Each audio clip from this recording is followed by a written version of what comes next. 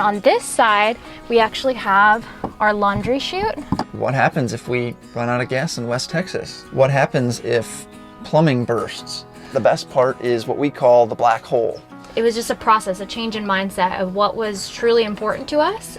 I'm Drew. I'm Becky. Come check out our van.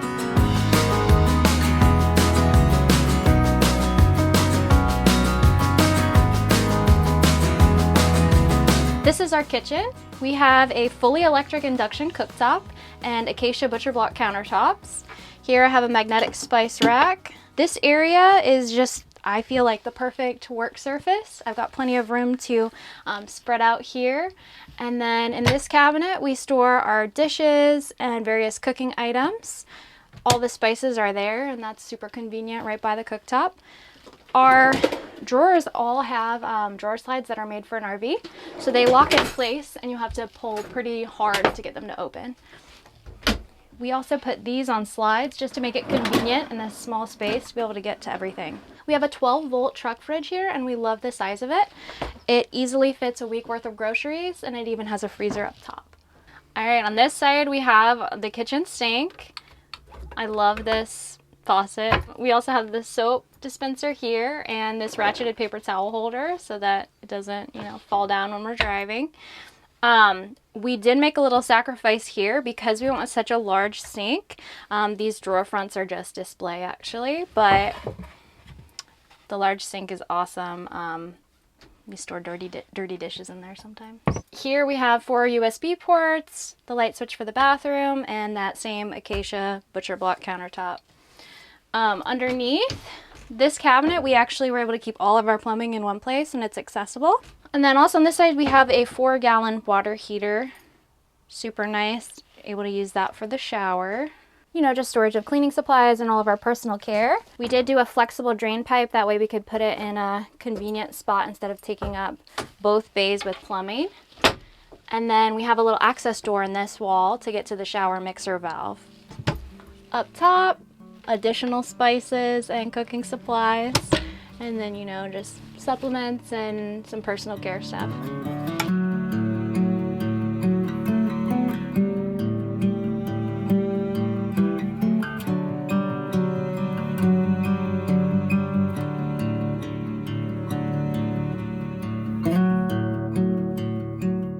Deciding to live in the van was a long process for us. Slowly, she started seeing it on social media, the idea that you could live in a van, you could travel the country. I started seeing athletes that I was just following, paying attention to in beach volleyball and in disc golf, living this van life to make their hobbies and potential careers sustainable.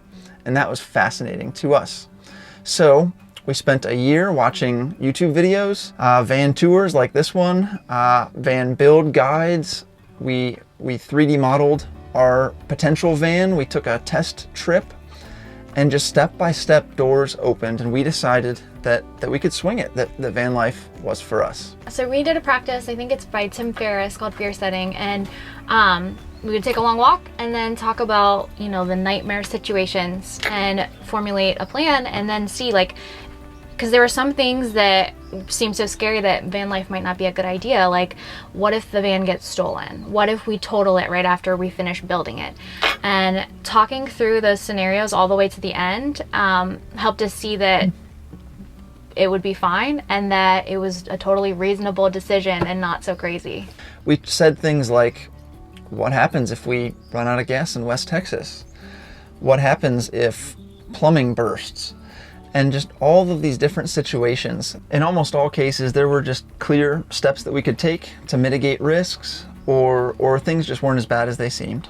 The design of our dinette table is probably the most unique part of our build. We considered so many different bed dinette designs. First, we looked at the fixed bed design, and we loved all of the storage that would give us in our garage.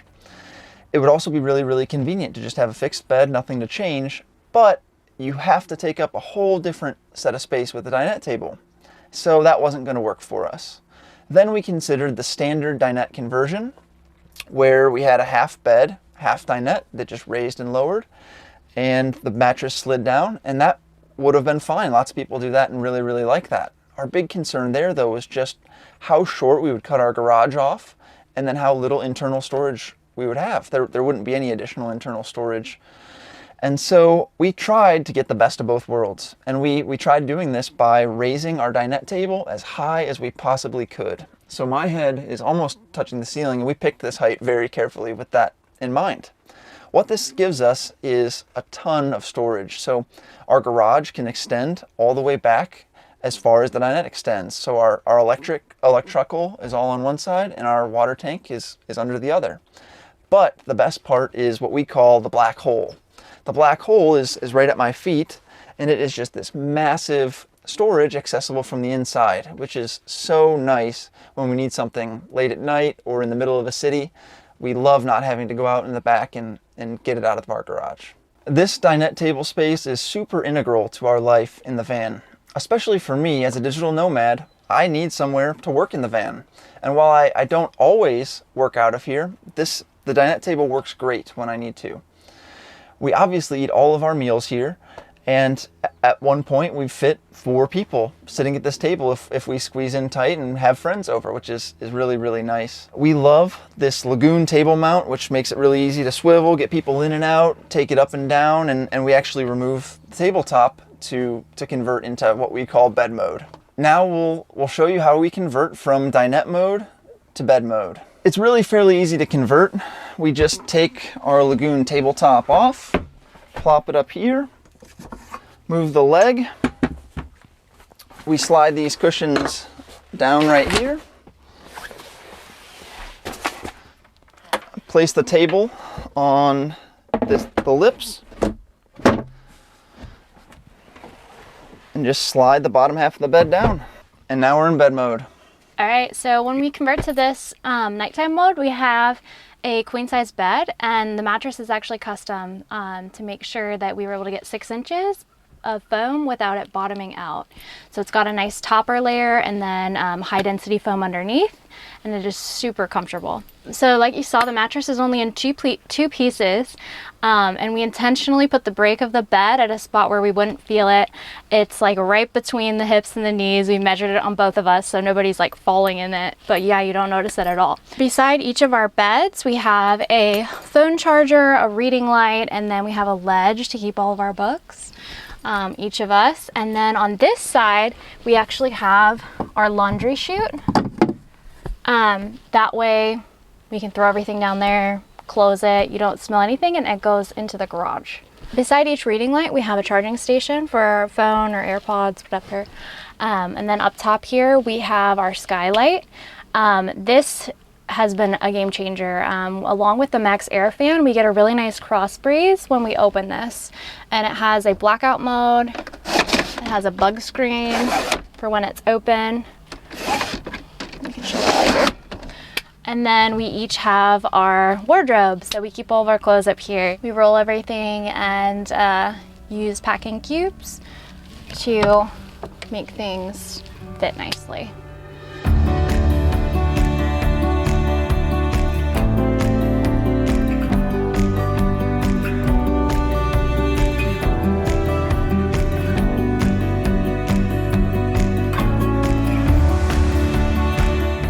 We still work part-time while we're on the road.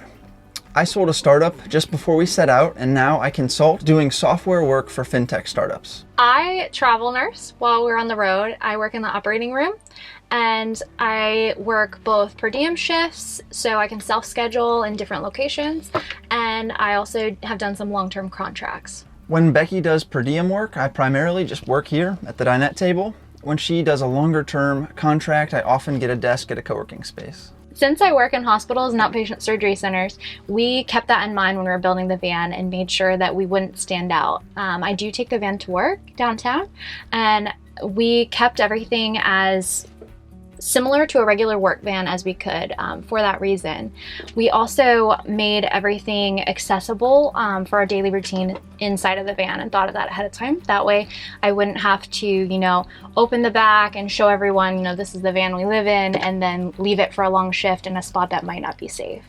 This is our bathroom. It's 24 by 36, which is a lot of space in a van, but we are really glad that we chose to allot that much for the bathroom. It makes it really easy to both shower and to use the toilet when we have to. We got a Thetford cassette toilet. It's electric flush, it's regular height, it's really about as comfortable as a van toilet could be. Because it is that full-size height, it is heavy to empty, but it's well worth it to us. We also got a really long shower hose that lets us pull our shower head outside of the van and rinse off sand or dirt or whatever we need to before we get in the van, and instead of just littering the floor. We have a shampoo and soap dispenser so that we don't have bottles always moving around on the shower floor.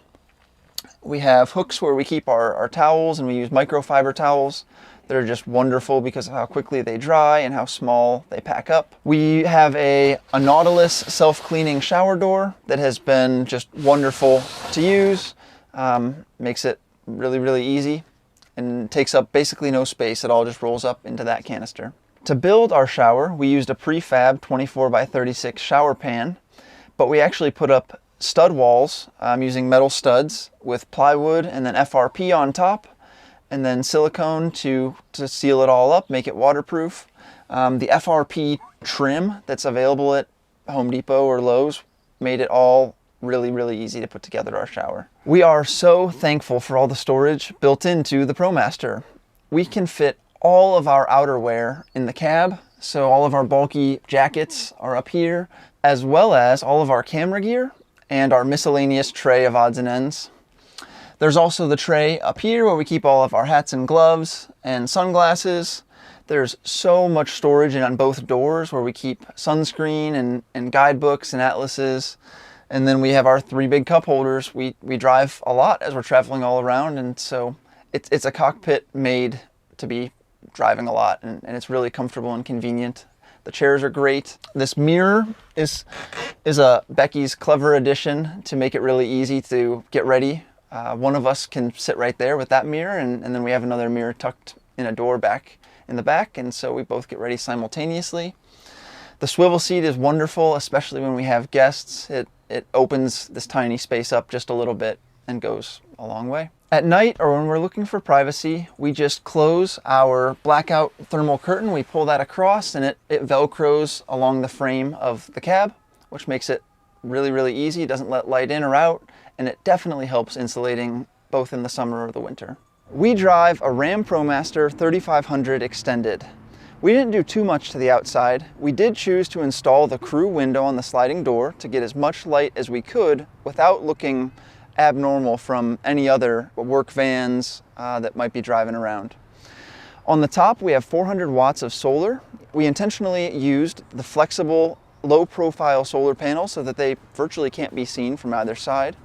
We have a max fan and a skylight that we love. It allows us to get a great amount of airflow and keeps us cool in the heat and gives us a lot of light through the skylight.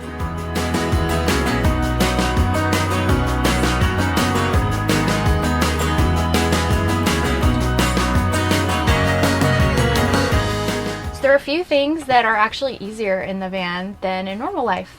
Like when we go grocery shopping, you just pull the cart directly up to here and load everything into where it goes, into the fridge and everything. It's also super convenient having your house everywhere that you go. So if we are on a wait list for a restaurant, we can just go home and hang out. Or if I show up to work early, I can clean the house. Some things that really stand out to me that I never could have thought of ahead of time was that we have a sanctuary anywhere we go, that we can be in the middle of a bustling city and we can be quiet and at peace in our little van. We can be out in the middle of the desert and we can take a shower after a night or a day exploring. I've been blown away by having our own little sanctuary. Thanks for checking out our van. If you'd like to follow along, we're on Instagram at Becky Vidlin. And then we also have more details about our van on our blog, oneKeyLife.blog. You can find a builds part list on there as well as van blueprints. We'll see you on the road.